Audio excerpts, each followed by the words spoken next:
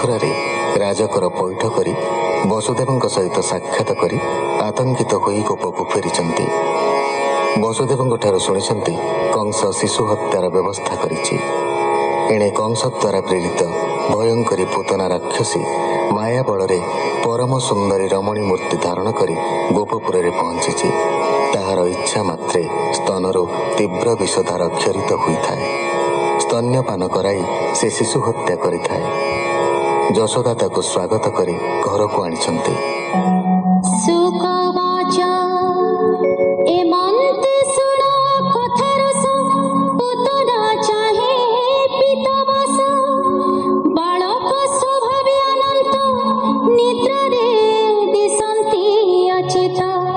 ଯଶୋଦା ମନେ ବିଚାରଇ ନିଦ୍ରାର ବେଳେ ଦେବି ମୋହି ଏମନ୍ତ ବୋଲିଣ ବୋଇଲେ କୃଷ୍ଣଙ୍କୁ ତୋଳିଣ ଧଇଲେ। ଯଶୋଦା ଘେନି ବନମାଳି ପୂତନା କୋଳେ ଦେଲେ ତୋଳି ତା ଦେଖି ପୂତନା ହରସେ କ୍ଷୀର ସେ ଦେଲା ପିତବାସେ। କୃଷ୍ଣର ନ ଜାଣଇ ବଳ ଆକର୍ଷି ନେଇ କଲା କୋଳ। କୃଷ୍ଣର ମୁଖେ ଦେଲା ସ୍ତନ ଗାଢ଼ି ଶୋଷିଲେ ଭଗବାନ। ପଞ୍ଚପରାଣ କ୍ଷୀର ସଙ୍ଗେ ପଶିଲା ଗୋବିନ୍ଦର ଅଙ୍ଗେ। ଜୀବ ଛାଡ଼ିଲା ଗଣ୍ଠି ଛନ୍ଦ ଅସୁରୀ କଲା ଘୋର ନାଦ। ନିଜ ଶରୀର ପ୍ରକାଶିଲା ଛାଡ଼ ଛାଡ଼ ବୋଲି ଡାକିଲା। ଶବଦେ କମ୍ପିଲା ବ୍ରହ୍ମାଣ୍ଡ ମାଡ଼ି ପଡ଼ିଲା ଭୂମିଖଣ୍ଡ। କର ଚରଣ ପ୍ରସାରିଲା ଦେଢ଼ ଯୋଜନା ବୁରିଲା। ବୃକ୍ଷ ମନ୍ଦିର ଗୋରୁ ଘର ଭାଜି ହୋଇଲେ ସତେ ଚୁର।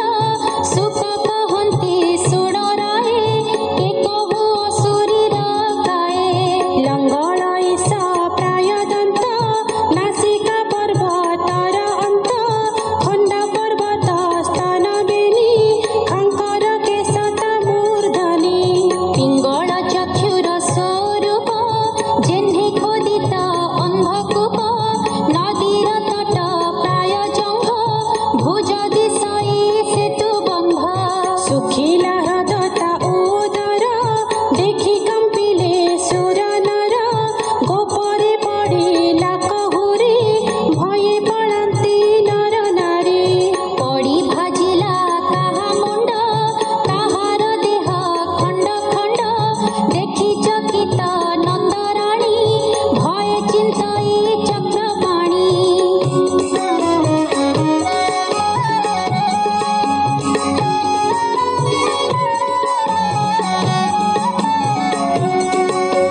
କ୍ଷଣକେ ହୋଇଲା ସଚେତ ଉଠି ଲଡ଼ଇ ନିଜ ସୁତ।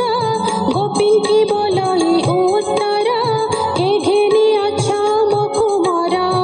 ଆଣ ମୋହର କୋଳେ ଦିଅ ପୁତ୍ର ନ ଦେଖି କମ୍ପେ ଦେହ। ବହନ ଆଣ ପୁତ୍ର ଯାଇ ମରିବି ତା ମୁଖ ନ ଚାହିଁ। ଦେଖିଣ ଯଶୋଦା ବିକଳ ଗୋପୀ ଧାମନ୍ତି ଅନ୍ତରାଳ। ଭୟେ ଖୋଜନ୍ତି ଘର ଦ୍ୱାର ଦେଖିଲେ ପୂତନା ଉପର। ବେନି ପର୍ବତ ମଧ୍ୟେ ରହି ଯେସନେ ଶଶାଙ୍କ ଦିଶଇ। ପୂତନା ସ୍ତନ ମଧ୍ୟେ ହରି ଗୋପୀଏ ଯାଇ କୋଳ କରି। ପୁତ୍ରକୁ ଦେଖିଲା ବିସ୍ମୟୀ ଆନନ୍ଦ ହୋଇଲେ ଥୋକାଏ। ନୟନେ ପୁତ୍ରକୁ ଦେଖିଣ ଆନନ୍ଦ ଯଶୋଦାର ମନ। କୋଳେ ଧରିଣ ଚୁମ୍ବ ଦେଇ ନିଜ ମନ୍ଦିରେ ମିଳେ ଯାଇ। ରୋହିଣୀ ଦେଖିଣ ଉଷତ ଲୋକେ ହୋଇଲେ କୃତକୃତ୍ୟ। ଗୋପୀ ମିଳିଲେ ବେଗେ ଯାଇ ବୋଲନ୍ତି ଯଶୋଦାକୁ ଚାହିଁ। ଆପଦୁ ତରିଲା କୁମର ତୁ ଏବେ ହୃଷ୍ଟ ଶାନ୍ତି କର। ଶୁଣି ସାନନ୍ଦ ନନ୍ଦରାଣୀ ପୁତ୍ରକୁ ଘେନିଲା ରୋହିଣୀ। ବେଢ଼ି ବସିଲେ ଗୋପ ନାରୀ ଯେତେ ଯଶୋଦା ପରିବାରୀ। ବସା ଗୋଟିଏ ଆଣି କରି ତାଲାଞ୍ଜେ ପୁତ୍ର ଦେହ ଝାଡ଼ି। ଗୋମୂତ୍ରେ କରାଇ ସ୍ନାନ ଗୋରଜ କରନ୍ତି ଲେପନ।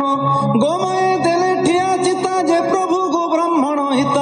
ହସ୍ତରେ ଦୁର୍ବାଙ୍କୁର ଘେନି କଲ୍ୟାଣ କରନ୍ତି କାମିନୀ। ଦ୍ୱାଦଶ ଅଙ୍ଗ ନ୍ୟାସ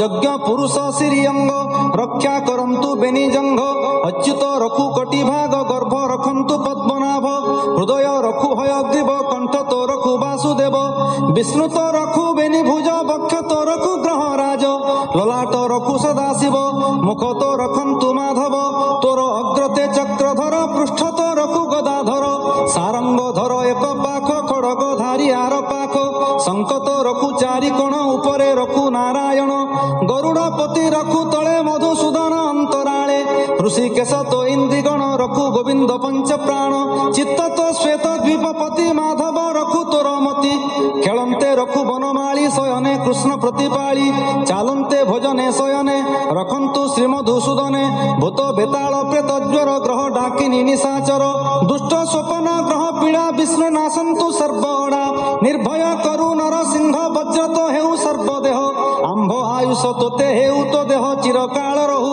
ଅଶ୍ୱତ୍ଥମାଦି ସିଦ୍ଧ ସାତେ ତାହାଙ୍କ ଆୟୁର୍ବଳ ଯେତେ ଏ ସର୍ବ ତୋର ଦେହେ ହେଉ ତୋଜସ ତିନି ପୁରେ ଥାଉ ନଥାଉ ତୋତେ କେ ଜିଣନ୍ତା ତିନି ଭୁବନେ ସାମରଥା ହେମନ୍ତ ସ୍ନେହ ଭର ହୋଇ ଯଶୋଦା କୋଳେ ଦେଲେ ନେଇ ସ୍ତନ୍ୟ ପିଆଇ ନନ୍ଦ ରାଣୀ ଭୟ ଚିନ୍ତଇ ଚକ୍ରପାଣି ନନ୍ଦ ଯେ ଥିଲା ମଧୁବନେ ଆସି ମିଳିଲା ରାତ୍ର ମାନେ ଦେଖିଣ ପୁତନା ଶରୀର ଭୟ କମ୍ପଇ ଥରହର ମିତ୍ର ବଚନ ମନେ ଗୁଣି ସୁମରି ଦୃଢ଼େ ପରିମାଣି ଗୋପାଳ ମାନଙ୍କୁ ରାଇଲା ଦହନ କରହ ବୋଇଲା ନନ୍ଦ ଆଜ୍ଞାରେ ଗୋପଜନ ବୋଲନ୍ତି କରିବୁ ଦହନ ତକ୍ଷଣେ କରି ଖଣ୍ଡ ଖଣ୍ଡ ଦହିଲେ ପୁତନାର ପିଣ୍ଡ ଅନଳେ ଦହନ୍ତେ ଅସୁରୀ ଗନ୍ଧ ପ୍ରସରିଲା କସ୍ତୁରୀ ଆନନ୍ଦ ହୋଇଲେ ସକଳେ ଗନ୍ଧ ଆମୋଦ ଦିଗ ପୁରେ ହରି ଭକ୍ଷିଲେ ଯାର କ୍ଷୀର ସୁଗନ୍ଧ କେତେକ ମାତର ଅଷ୍ଟାଙ୍ଗ ଯୋଗେ ମୁନି ଗଣେ ଚିନ୍ତନ୍ତି ଯେ ହରି ଚରଣେ କ୍ଷୀର ସଙ୍ଗତେ ପଞ୍ଚ ପ୍ରାଣ ଶ୍ରୀକୃଷ୍ଣ ଦେହେ ହେଲା ଲୀନ ପାମରି ସ୍ୱଭାବେ ଅସୁରୀ ଅନେକ ପାପ ଥିଲା କରି